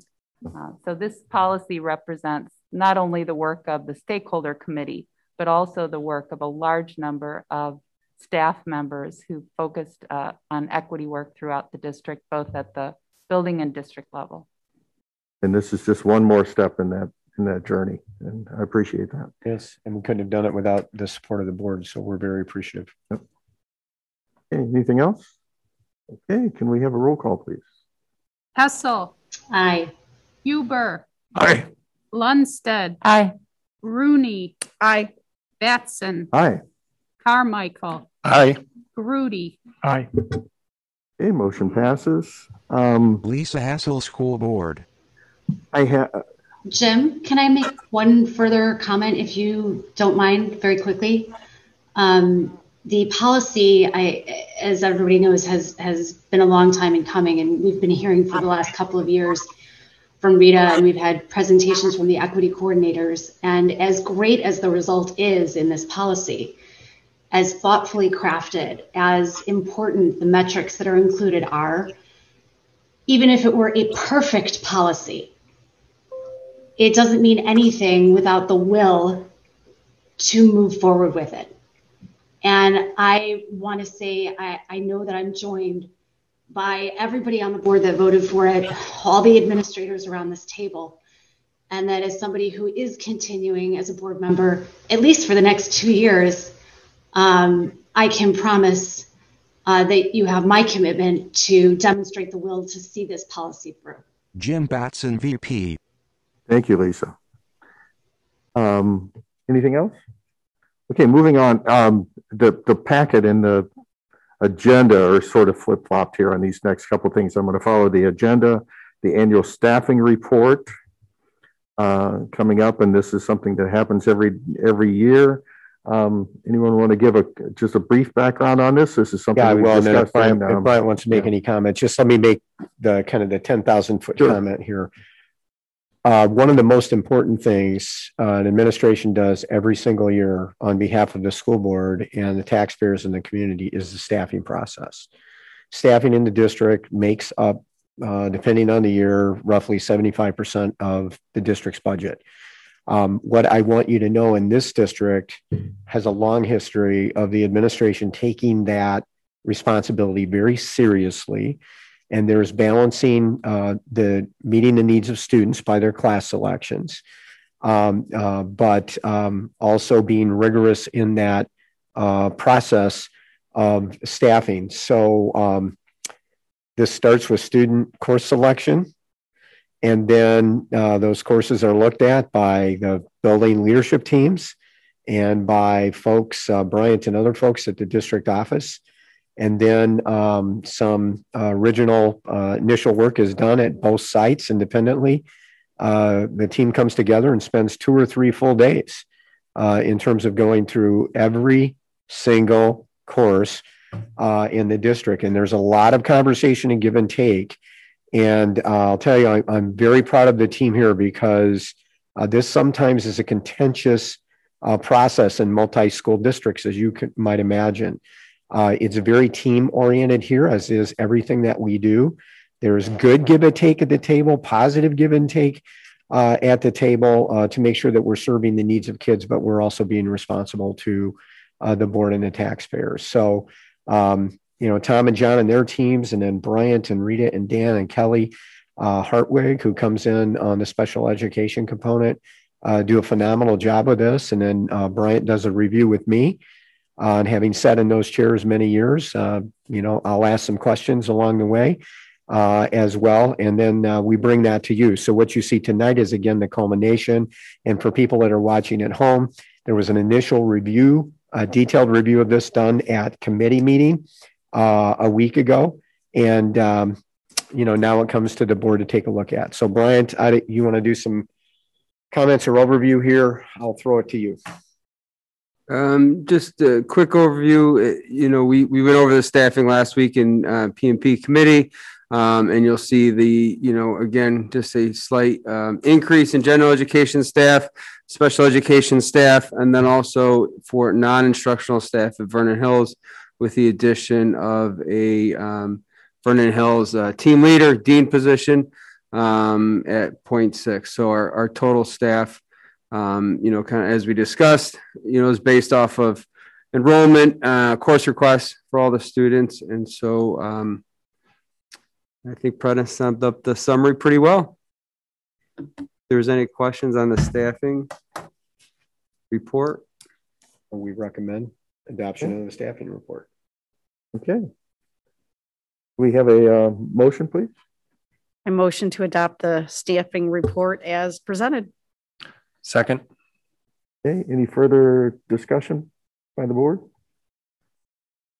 Hearing none, let's take a roll call. Huber. Aye. Lundstedt. Aye.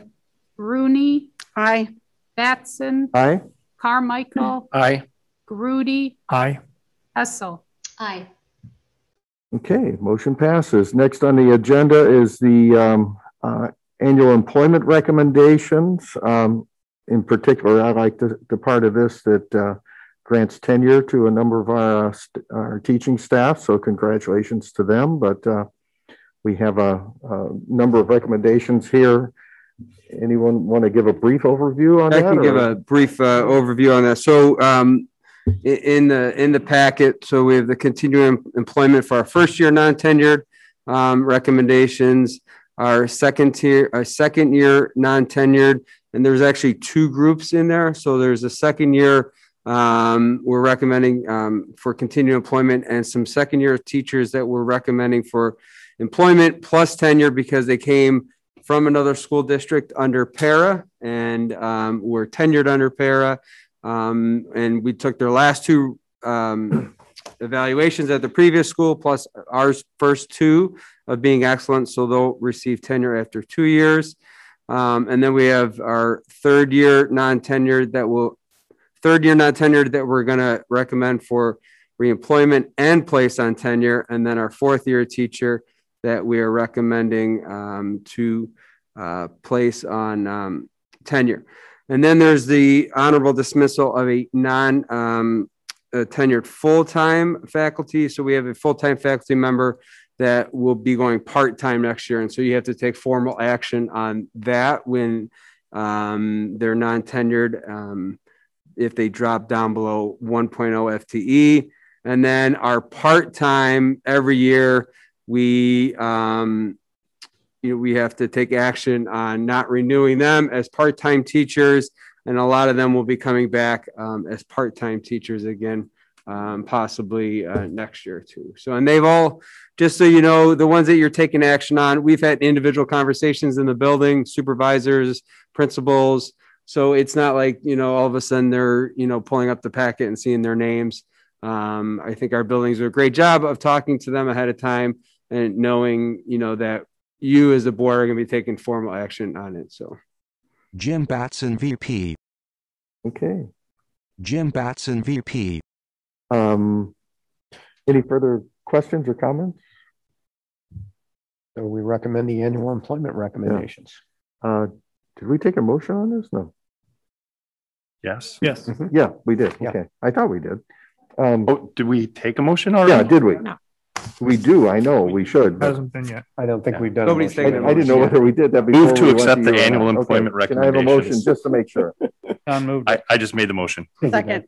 Okay. Any further comments by the board members? Okay. Roll call, please. Lundstedt. Aye. Rooney. Aye. Batson. Aye. Carmichael. Aye. Grudy. Aye. Hessel. Aye. Huber. Aye. Okay, motion passes. That's what I get for not being able to drink my coffee as fast as I normally would. Okay, so that takes care of employment of employees. Anything under other? Anybody? Oh, no, we got D, department supervisors. D and E. Yep. Oh man, it's okay, Jim. It's been a long day. Department supervisors, team leaders, activity directors, work year 2021. So as discussed at the committee meeting, you know, at the beginning of the year, we added 5 extra days for all of our staff. A lot of professional learning. So we actually started the year about the same time. We added 5 days on at the end of the year, but the professional learning to get ready for the school year. And we realized that also our administrators that are 10-month basically is kind of the old term, but our, you know, administrators, department supervisors, team leaders, activities directors, we're also working 5 extra days. And so we do need the board to take final formal action on this and recommendation to pay them for those 5 extra days of work. And the attorney said we could take formal action and not do 45 amendments to their contract. So thank you. We thought you might appreciate that. Yeah. Good work, Brian. Yeah. And this was thoroughly discussed again at the committee meeting. So can we have a motion, please? So moved. Second. Okay, thank you. Any further discussion? Roll call, please. Rooney. Aye. Batson. Aye. Carmichael. Aye. Grudy. Aye. Hessel. Aye. Huber. Aye. Lundstedt. Aye. Okay, motion passes. Now, employment of employees. This is where I kind of got goofed up because we did employment recommendations and then we're doubling up here. Okay, so these are it's confusing. Came in after committee, if you believe that, Yeah. only, you know, a few days later. Yeah, Just a slightly longer than usual. But so these are some resignations, some employment that came in since the committee meeting. So can I have a motion, please? So moved. Second. Thank you. Any further discussion? Okay, roll call, please. Batson. Aye. Carmichael. Aye. Grudy. aye. Hessel. Aye. Huber. Aye. Lundstedt. Aye. Rooney. Aye. Okay, motion passes. Now anything for other? No other? Okay, back to you, Dr. Grudy. Okay. Chairperson Huber, Facilities and Finance. All right, facility and finance, we're going to do some bid recommendations for some asphalt work at LHS. I think to start, this was gone over in committee, I'm sure, right, Dr. Grudy? You guys covered this? Yep, we did. So were there any questions there or any questions now? Seeing none, can I have a motion to approve the LHS asphalt and concrete proposal as presented, awarded to Manival Construction Company? So move. Second. Okay. All right. No other questions. If you want to call it, Carol. Carmichael. Aye. Grudy. Aye. Hessel. Aye. Huber. Aye. Lundstedt. Aye. Rooney. Aye. Batson. Aye, and since I made the motion, just to be clear for the record, $145,350 was the amount. Thanks, Joe. Okay. And again, that was bid out, and that was in the proposal as presented. That's just the base with the alternates. It's 150,000. Oh, I'm sorry, 540. Yeah. So again, that's all as presented in the document that Jim motioned. So yeah, it included a contingency, but not the alternate. Okay. We're going to move on to VHS Asphalt. Different. We didn't give the award to the same person as LHS, it looks like. No, we did not. No, they were not the low bid. Okay. Thank you for that. So we talked about this at committee. Any questions tonight? This is a lot more money. It looks like, Mark, you just want to briefly say why this is more, about 3 times as much, give or take, as LHS? The scope of the project is to remove the whole west parking lot, the drive along the berm, the fire lane around the south side of the building, and also replace the roadway up to the top of the hill to enter to the Vhec. So we'll be removing the whole asphalt surface down to the base. We also have some areas of concern. We did corings, and we are Have some areas where we only have approximately 5 inches of gravel underneath, which normally you run at 12 inches of gravel. So we'll be doing some digging out those areas and putting in the proper base. So the scope is quite large on this. And as a matter of fact, Evans and Son Blacktop, we worked with them last year. They are the ones that did our tennis courts at Libertyville High School, where we knew we had bad soils in there, and they did a fantastic job with that project. So, all right, great. Thank you for that. So, other questions of Mark on this project? All right, seeing none, may I have a motion to approve the asphalt or repaving and asphalt work at VHHS with Evans and Son Blacktop and the bid as presented. And again, as Jim pointed out, that has a lot of different options to that. So it's in a one-page document. So I make a motion to approve the bid to Evans and Son Blacktop for a total of $711,021, including alternates 1, 2, and 3. Thank you, Jim. Second on that, please. So moved. Second. All right. What did we say again? Beat Don. All right. Lisa beat him. All right. So the questions on that one? All right. Carol? Grudy. Aye. Hessel. Aye. Huber. Aye. Lundstedt. Aye. Rooney. Aye. Batson. Aye. Carmichael. Aye. All right. Thank you. So the next at least 2 items, is it 3 maybe, that relate to the field house or the stuff we need to buy? Mark referenced it earlier on in tonight's meeting. Starting with, let's talk a little bit about the steel beams, I think. Yeah, the metal decking for the field house, if you recall at our meeting a week ago, Mark got a call on the way over that there is potentially a supply issue of getting that steel. And since then, we've gotten confirmed that that is an issue. And so one of the things we need to add in is this metal decking. However, this one is a little tricky. You know, there are rules for how much we can just go out and buy something for. There's bidding laws that we have to comply with, and we take those very seriously. So the HVAC equipment you're going to see from Mark is nationally bid contracts that comply with Illinois law for bidding. That's all. So these contracts have already been bid for this equipment. But there is no such thing for the metal decking. That is too custom. And so so we've looked at that, and the prices that we're estimating is about $40,000, we think, to do this. Mark has a proposal for that. However, looking at the law, it's a little tricky. And so our talking through with our attorney, there are a few exceptions to the bidding requirement. One of them is if you're doing a project that's under 50,000. So this project is not under 50,000, right? This is a $7 to $8 million project. However, with this being under 50, and the reason why we're looking to do this. So, you know, we are looking to do this emergency resolution only for this one component of this project. And it's not because we're trying to avoid bidding for it. The reason is because we're facing a serious issue that if we do not acquire this and order this right away, we could corrupt the entire project and be stuck without it, because you need the metal decking before you can put the roof on. And so he felt very comfortable with this. You potentially could have somebody come in and say, "Hey, why didn't you bid this out?" And I think we have a very strong argument that we need to order this as soon as possible to get this in, to allow us to do this project. And so this is a similar resolution to what we did when we had the lead remediation at LHS for the gym. This is a little bit different in terms of it's a little bit different scope, because it's obviously not related to lead, but it is still emergency in the sense that we need this field house to be ready to be used.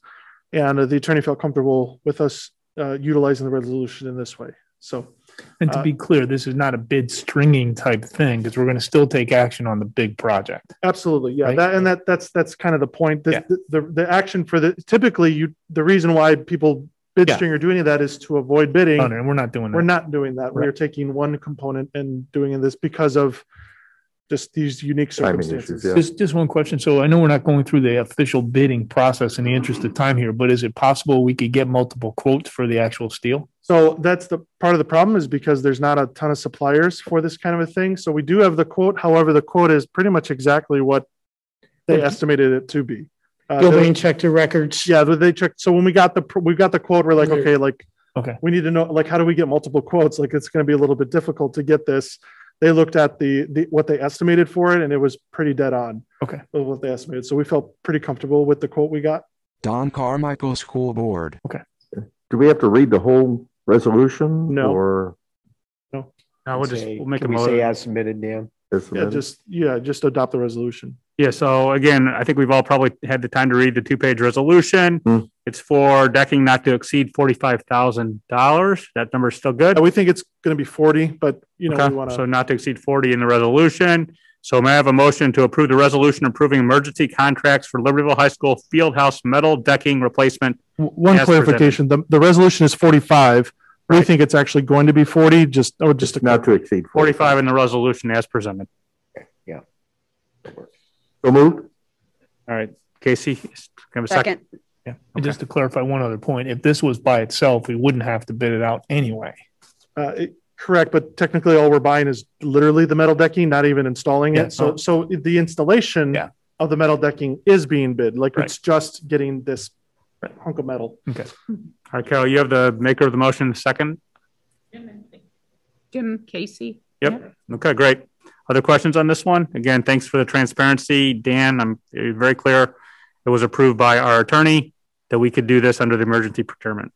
So for this piece. All right, Carol. Hessel. Aye. Huber. Aye. Lundstedt. Aye. Rooney. Aye. Batson. Aye. Carmichael. Aye. Grudy. Aye. Okay, so that one passes.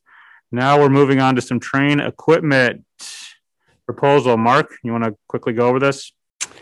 Okay, as we discussed in committee, to keep with our project schedule, we need to pre-purchase our HVAC equipment for the Fieldhouse renovation project. The equipment consists of 8 rooftop units, approximately 10 tons in size. There's a couple that are a couple smaller, and 2 larger units up to 30 tons. So this is all we've gone through the process. We're using our co-op purchasing through Sourcewell and contract pricing with Train. The proposal for the equipment to be delivered, and then we will obviously we'll have a contractor in the bid process. They will be installing it on our behalf. The proposal is for $468,056.86. Ask the board to make a motion to approve this purchase. Any questions on this? This is solely the equipment for, right? This is not the solely the HVAC equipment for the Libertyville Fieldhouse renovation project. Install is part of the bid. Install will be part of the bid. Will be part of the bid. This is just getting the materials. Right. Okay. All right. May I have a motion to approve the Train proposal for the LHS Fieldhouse equipment as presented? So moved. I heard Don. Don, thank you. Can I have a second? Second. I heard Lisa. Other questions on that one? No, can I just make sure when we do actually bid or bring the full project to the board, just make sure these amounts are somehow included in that discussion so it's clear we're actually authorizing the full value of that project. All right. In the interest of transparency, I just want to make sure it's clear to everybody in the public if, especially this is almost $500,000. If we're talking about $7.5 million in the next go around, make sure we include this. It's an $8 million project. Does that make sense? So what will happen in April is you'll have the bids to approve, and then I'll have an updated total project cost that'll be associated with that's that. great. Carol? Huber. Aye. Lundstedt. Aye. Rooney. Aye. Batson. Aye. Carmichael. Aye. Rudy. Aye. Hessel. Aye. All right. Thank you. Now we have some ventilation equipment, Mark, for about 114, 169.26. Just 1 minute. What's this? We have our 2021 summer HVAC upgrades at at Libertyville High School. This is for 15 different areas of the building where we need to upgrade our equipment. Some of the areas we need to bring in fresh air that presently don't have outside air supply. And some of the equipment is older equipment. So as part of our project, in order to meet our deadline and have the equipment here on time to be installed and completed before school starts, we need to pre-purchase ahead of time. So I'm asking the board, this is again a Sourcewell contract with Train to purchase the equipment.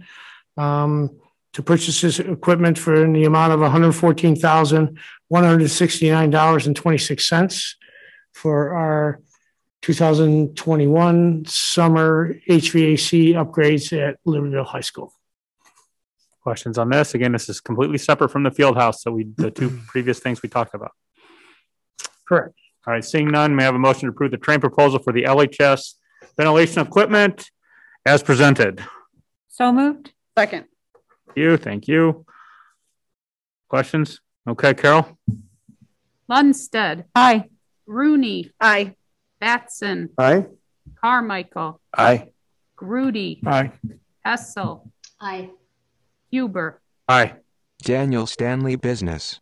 Okay, the final item on the F&F agenda is disposal of a lot of obsolete technology. This is one of our longer lists. Yeah, Mick does this a few times a year, putting this together, and he's on here. So hi, Mick. I'm sure he's very excited for this. So he takes these disposals very seriously and researches where they go and everything. So this is his list for a few pallets. I think he might have even said this is a smaller list than normal. So yeah, this is the equipment that he's recommending to dispose of and scrapping using that company that he mentioned, and provided some other information in the packet. Kevin Huber School Board. Okay. You good? Everybody, board members ready to get rid of 26 pages worth of equipment? 25 pages? All good. Okay.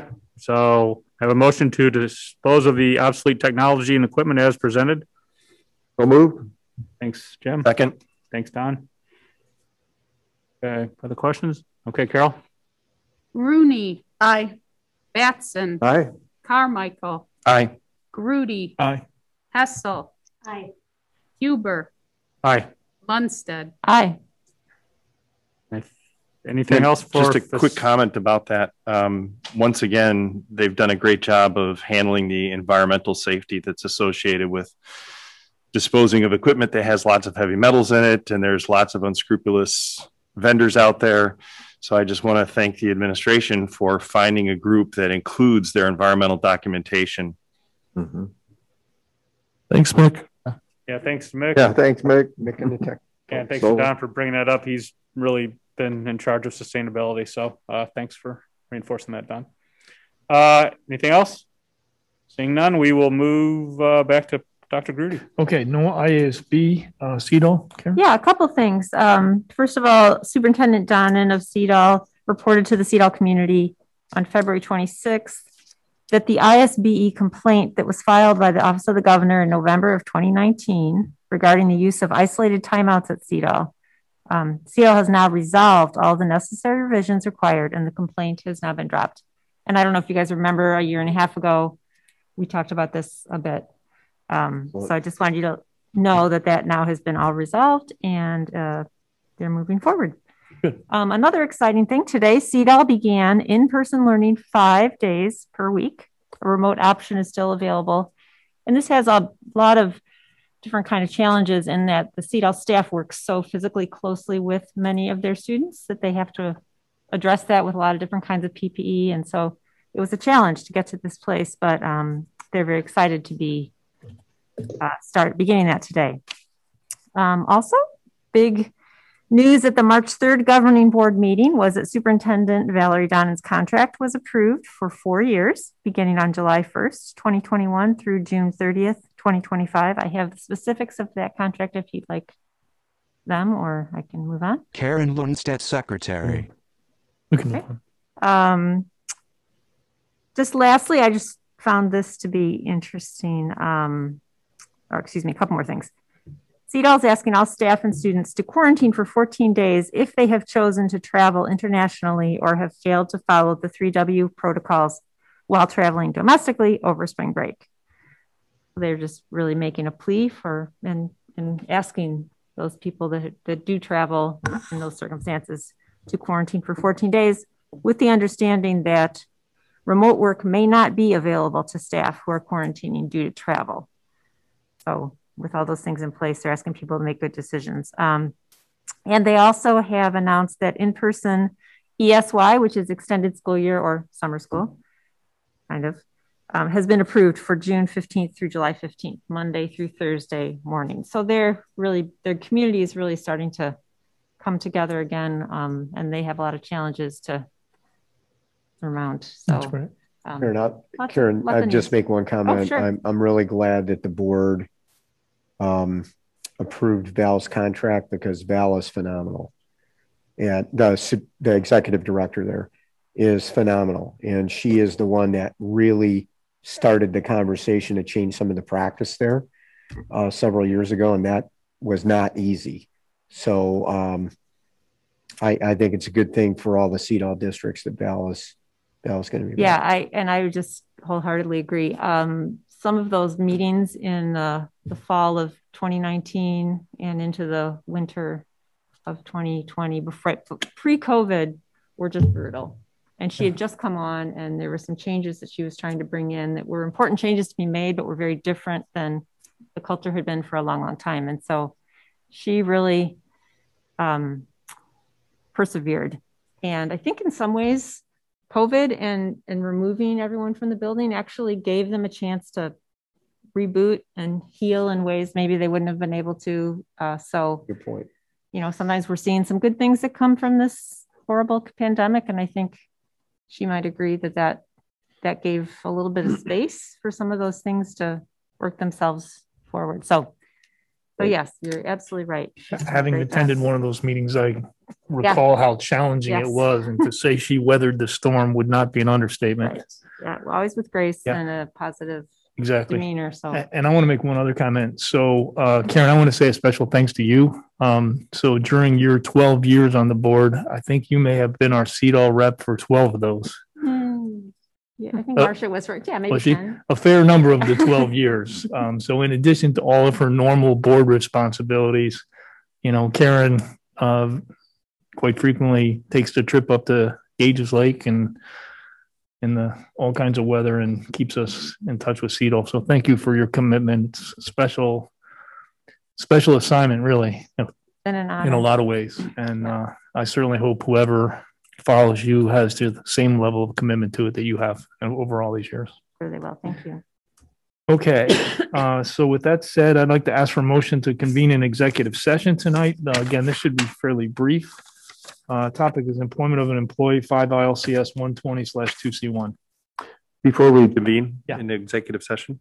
What's that? Move to convene in executive session. Second. Yeah, let them know. We're planning on voting on something. All right, did you want to say something? Yeah, before we go. You can go ahead and. All right. Any other discussion on the motion? If not, roll call, please. Batson. Aye. Carmichael. Aye. Rudy. Aye. Hessel. Aye. Huber. Aye. Lundstedt. Aye. Rooney. Aye. So my question is, do we keep on the iPads or on the? Brian's going to tell us what to do. Yeah. Hang on one second before we get to that, though. So just for everybody to know, so when we come back, we will take action after the open session. All right. Again, it'll be under item 11. Okay.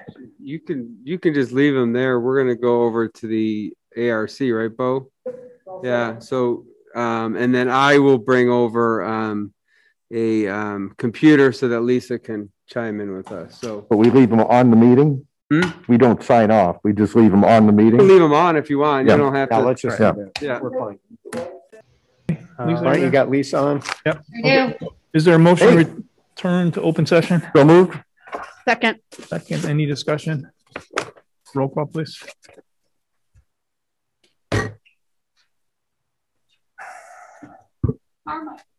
Carmichael. Aye. Grudy. Aye. Hessel. Aye. Huber. Aye. Lundstedt. Aye. Rooney. Aye. Batson. Aye.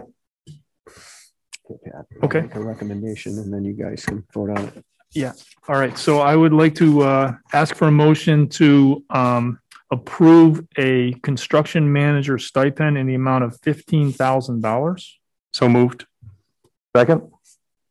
Pat Grudy, President. All right. Any discussion? Say who it's I'm going to add. Yeah. So For Mark Koopman. yeah. So this is actually for Mark Koopman in a way of special compensation over the last really 4 or 5 years. I think Mark has really just gone above and beyond his normal roles and responsibilities. In fact, I think it was almost 5 years ago, we had anticipated hiring an incremental person to manage our large capital improvement projects. And at that time, the large capital improvement projects were the Libertyville pool and then the backfilling of the Libertyville pool with the general purpose facilities.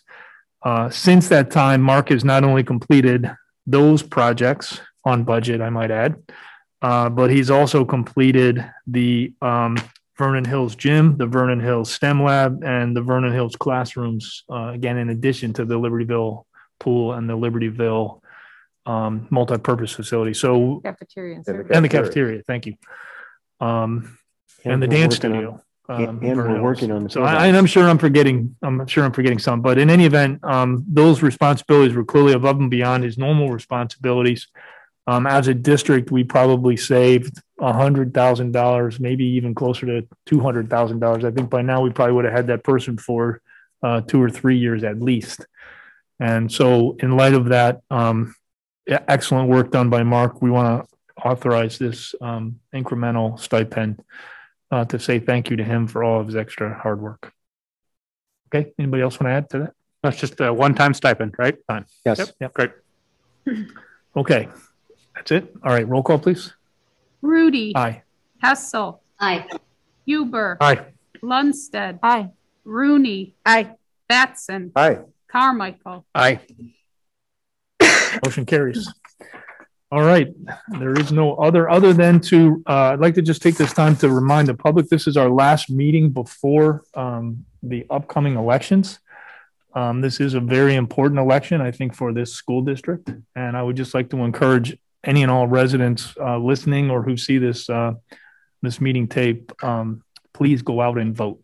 I think it's really important that we have a high turnout. And I wish all the candidates the best of luck.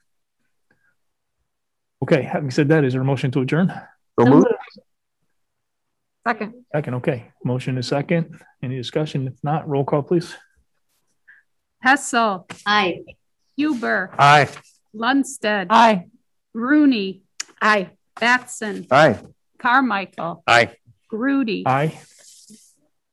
Okay, motion carries. Thanks. Good night, everybody. Night. Aye.